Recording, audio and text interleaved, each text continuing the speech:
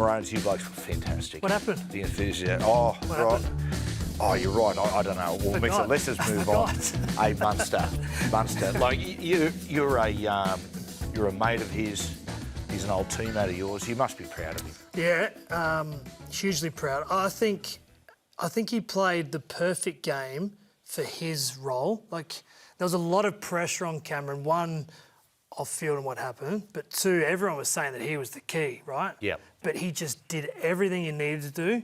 Great leadership and allowed other people to be the star.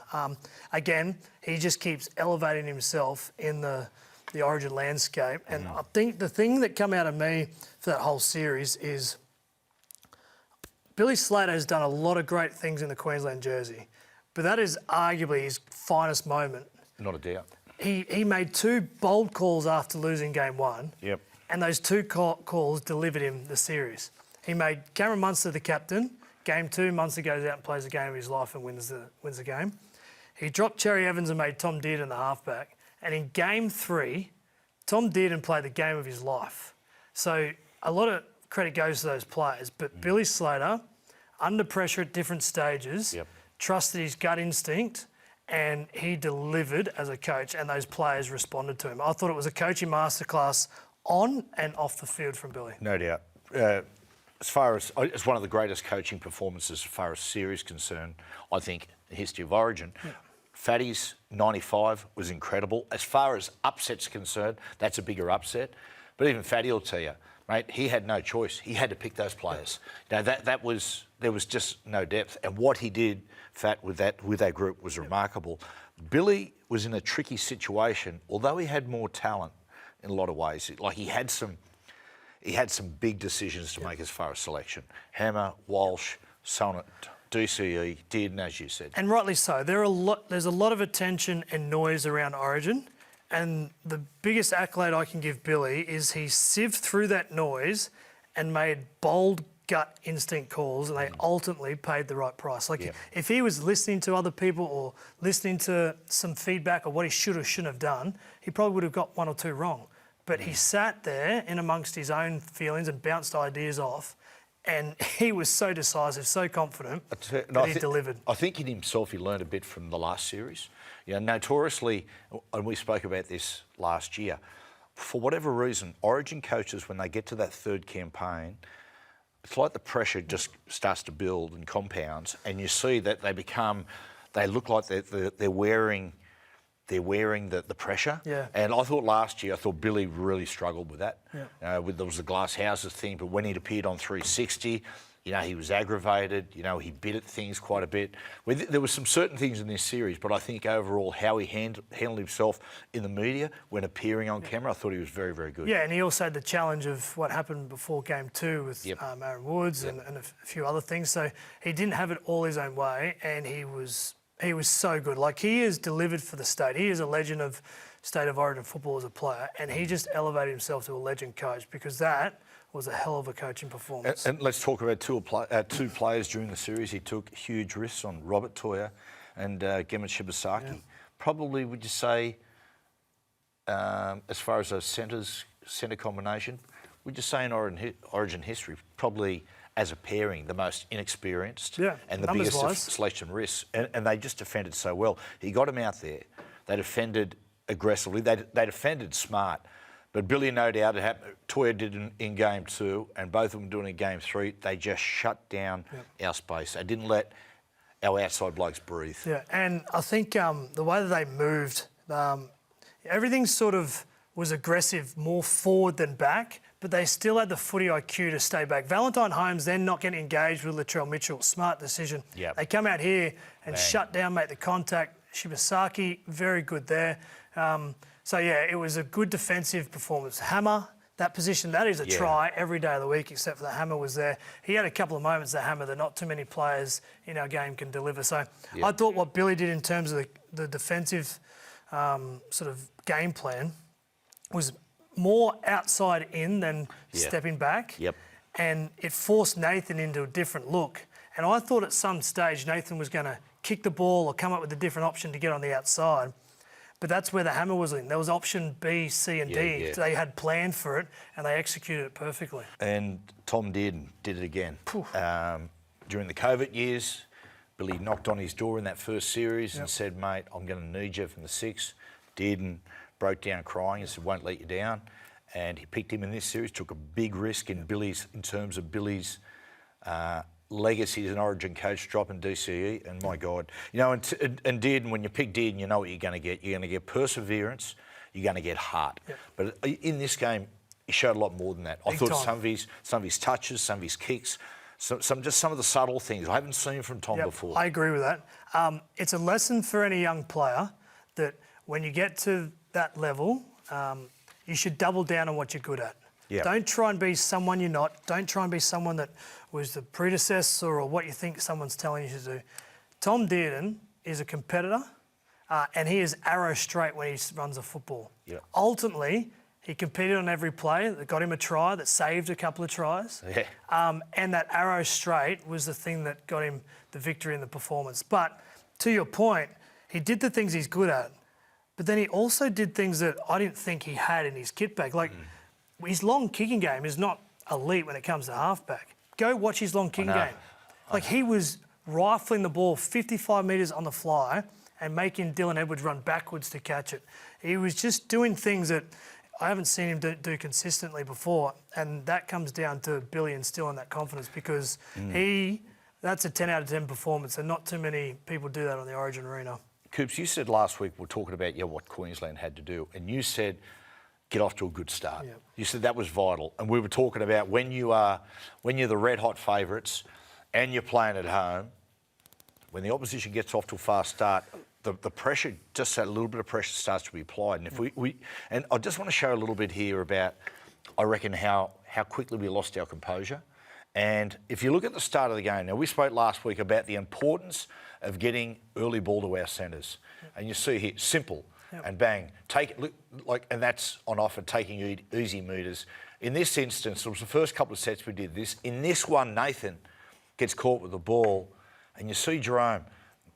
I reckon one of the things there with Jerome, he almost had too much time. He tried to place the ball rather than kick it. And as we've seen in big games, those 7 tackle sets completely turn a contest. Matty, that's an excuse. Too much time to think about. Like, he needed to put that on the spot and be the right kick, because seeing that game live, when Stephen Cronk got the ball and beat Shibasaki, I went, uh-oh. He's gaining confidence. Nathan Cleary's going to keep going to Stephen Crichton. And then he just let the pressure off with that kick, Jerome Luai. The other one too, is I thought they lent left a lot. Yep. Nathan and Jerome lent left, and Stephen Crichton scored one try, had that miss there in Shibasaki when it wasn't working left.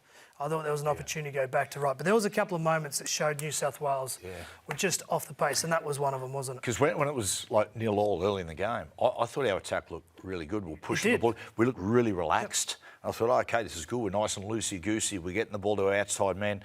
But when they marched downfield to take the conversion, it's only 2-0. Yep. But you could just see we just tightened a little bit and just lost our little bit of composure. I thought the Dearden first try was one of those things that it was game on, and Latrell Mitchell was going to throw Rob Toya over the sideline, and it was going to be a dominant play here for New South Wales.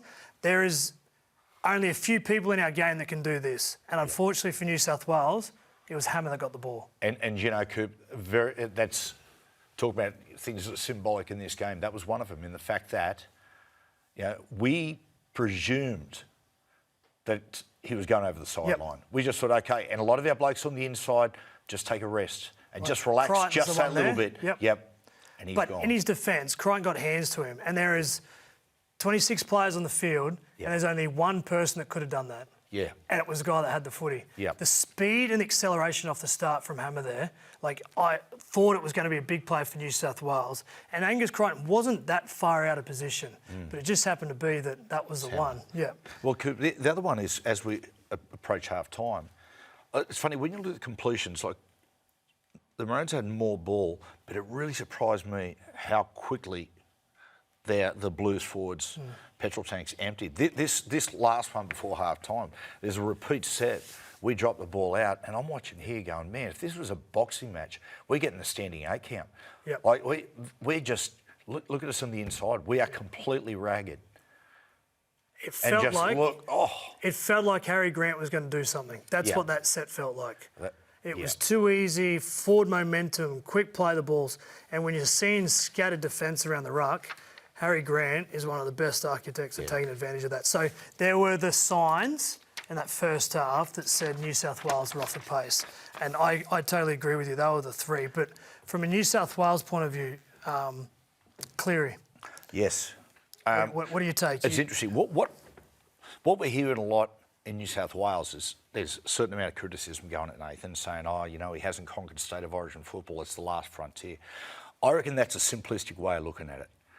As you know, Coops, when you are at the mercy, Coop, of your own forwards, winning that yardage battle. Okay, it's a little bit like, motor racing. I'm not into motor racing, but Oscar Piastri, would you blame him for losing if the clutch is not working or the engine's not working properly? It's a little bit the same with Nathan.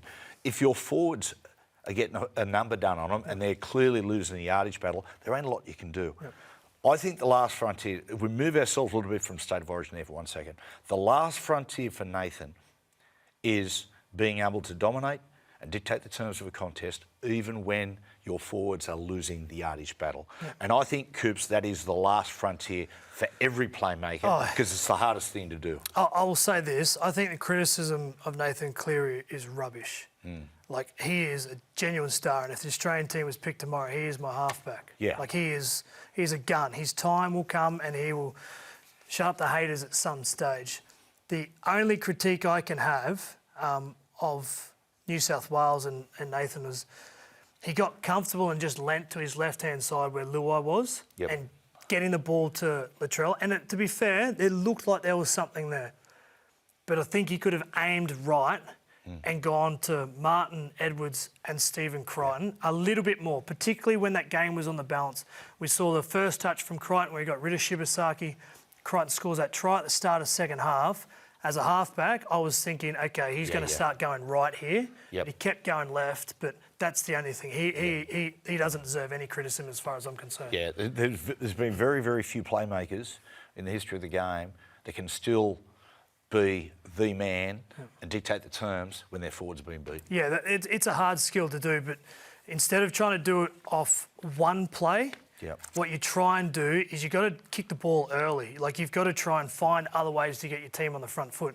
If your forward pack are not winning that battle and that collision, you've got to find another way to get forward momentum. And the best way is an early kick, tackle 3, force it down, make a really tough defensive set. Then all of a sudden, your field position changes slightly and you might get a little bit of momentum going your way.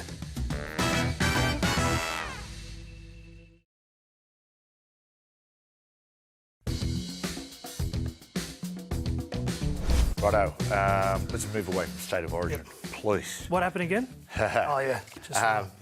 Righto, what's your train spotting for this week?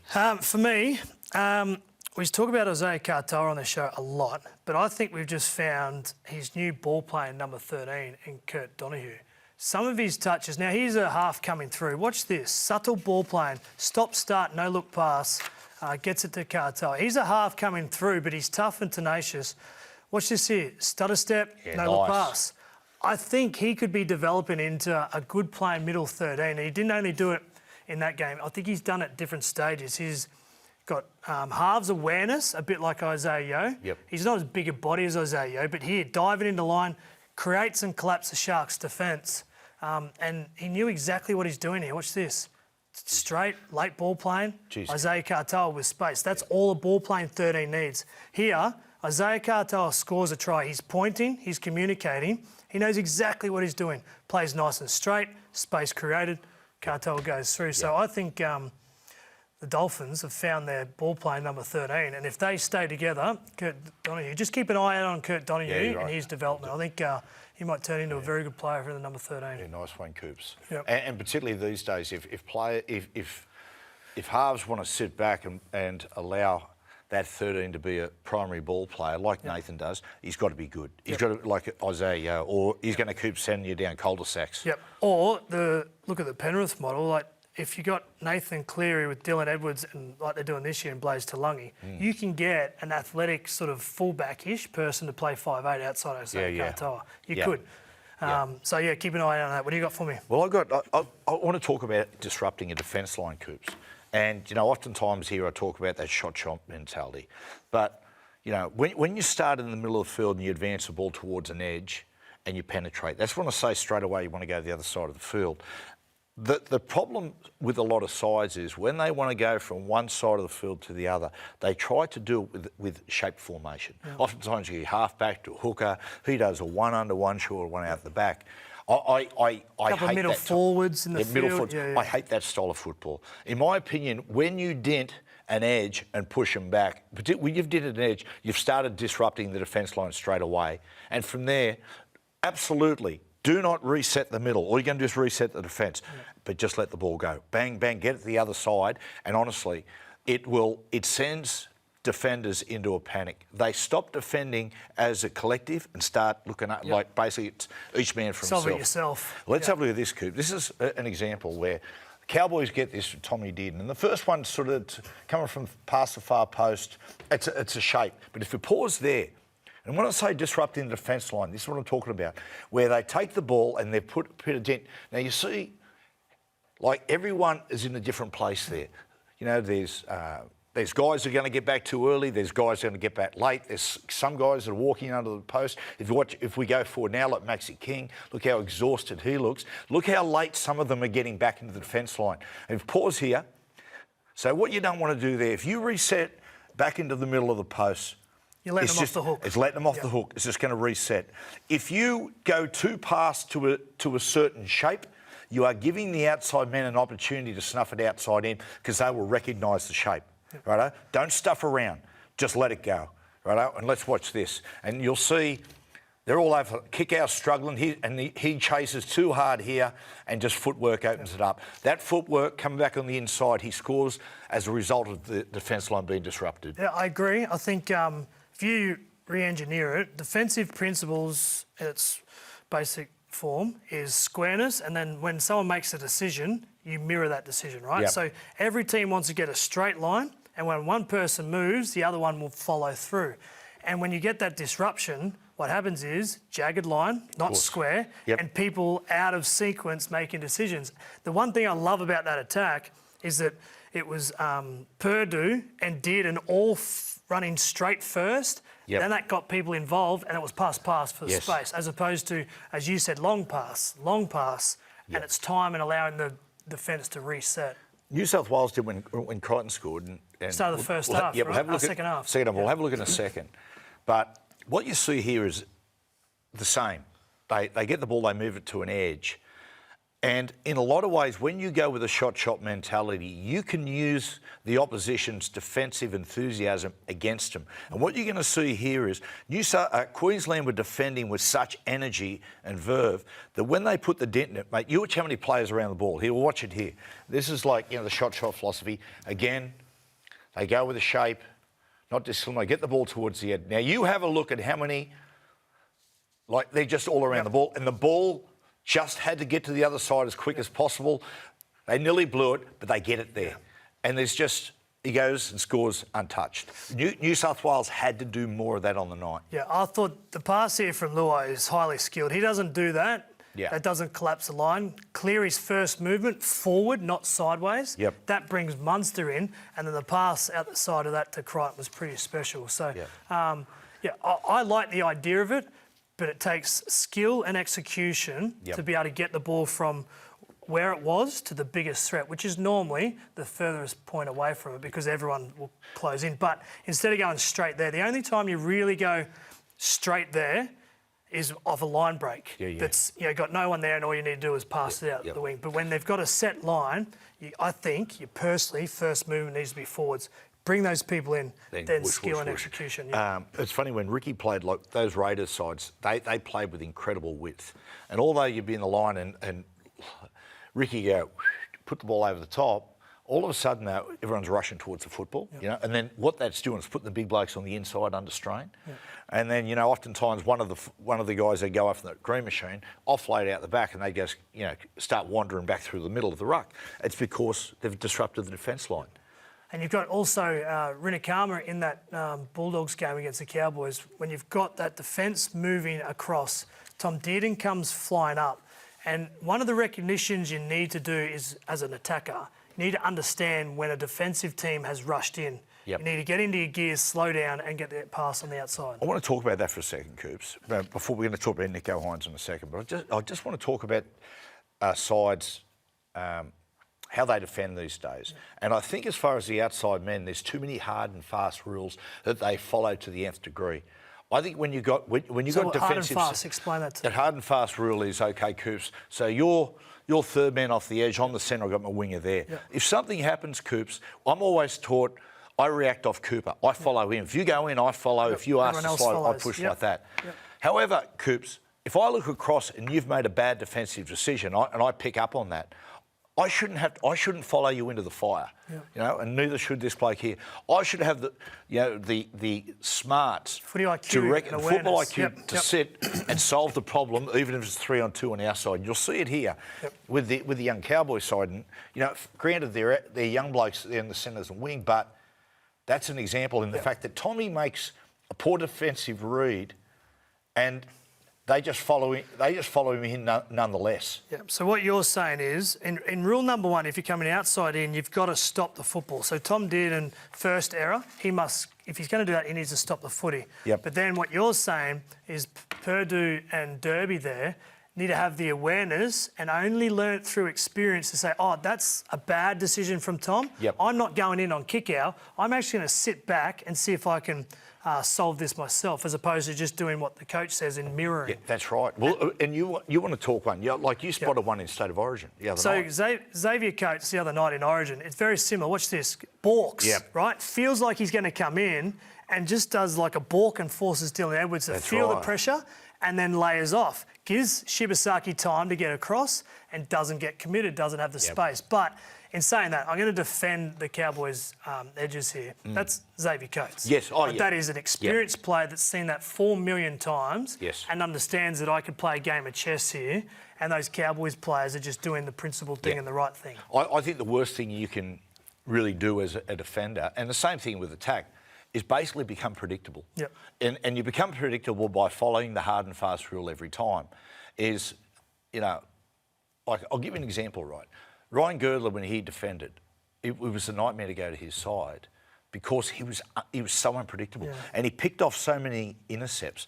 It is spooky. You go up there and he'd present like he's sliding and he'd cut back in. Those guys are so hard to play against. Because he was always known that the ball is the most important thing, not the player. Because if the ball is at a different trajectory to the body, means that person's not going to get it. So you don't have to go into that person. It's following the ball. And that's where it's like a head on a swivel, right? Having the ability to see everything when it unfolds. So, I thought... Mate, one of the other things too that deserves a bit of highlight from us is the performance of Nico Hines. Terrific. Mate, he was brilliant. Like, whatever he had before the game in terms of his drink and Gatorade and things like that, he needs to do it again, because from word go, he was aggressive, arrow straight, and he's found the blueprint for the rest of the year. There was a line break in the first half where William Kennedy comes through on a kick return, and Nico Hines would not have done this a couple of weeks ago. He comes out of nowhere, accelerates on the footy. Yes, he passes it, but his first movement is straight. And I love what he does next. I know he drops a ball here, but watch this. Pushes straight, not trying to finesse the ball, try to take them on. That passage of play told me that he's in for a big night. Yes, right. He's been... And then this is the set after Jeremy Marshall-King. No try. He's touched the ball multiple times. The game's in the balance here, 14-12. Kick, gets the ball back here, and previously, Nico Hines probably sits back and lets the game get away from him. He has multiple touches. He is in total control of the Sharks team here. I said, up by 2 in a tight game, he does this. Gets a ball here, shovels it off, and because he's got this running direct aggressive mindset, he goes over here for the match winner. So kudos to Nico Hines. Whatever you did before the game, do it again. That's a brilliant performance. Isn't it funny? Like, he'd been playing apprehensive, Yeah, like a little bit, that criticism. We spoke about how he drifts sideways, searching for something. Yep. There was zero searching in that, particularly the William Kennedy break. I know he drifted across field late, but he went arrow straight, give me the ball. Didn't wait for someone else to pass it. But you're right, Coop. It was here. Yeah. He went in. Yep. And I think one thing that eliminates nerves and apprehension is aggression. Yep. And you just played with that aggressive mindset. Hey, just on the Dogs, we touched a little bit on before. 12-8, they got the win, playing really tough. 0-0 in the second half, which is unusual because it was a really entertaining second half of football between the two sides. What is a more accurate comment? Cameron Serralde should be concerned of lack of points, in particular the second half, or Cameron Serralde should be chuffed heading into the finals, winning on a great defensive effort? Absolutely chuffed by the defensive effort. Right. That's been their DNA. It will be their DNA. If they want to win the premiership, they will win it off the back of defence, 12-8. And the thing about Galvin or whatever, he will pick his best 17. Cameron Serralde should pick his best defensive 17. That's what their success this year has been built on, and worry about the points later. Stop the opposition from scoring points and back, kick out Burton, Crichton, to score the points. Coops, good stuff. I just got through a notification through State of Origin 2026. New South Wales are favourites, classed unbeatable, but unfortunately already a flu's gone through the Maroons camp. Good, mate. Good luck with 2026. Yeah, dude, mate.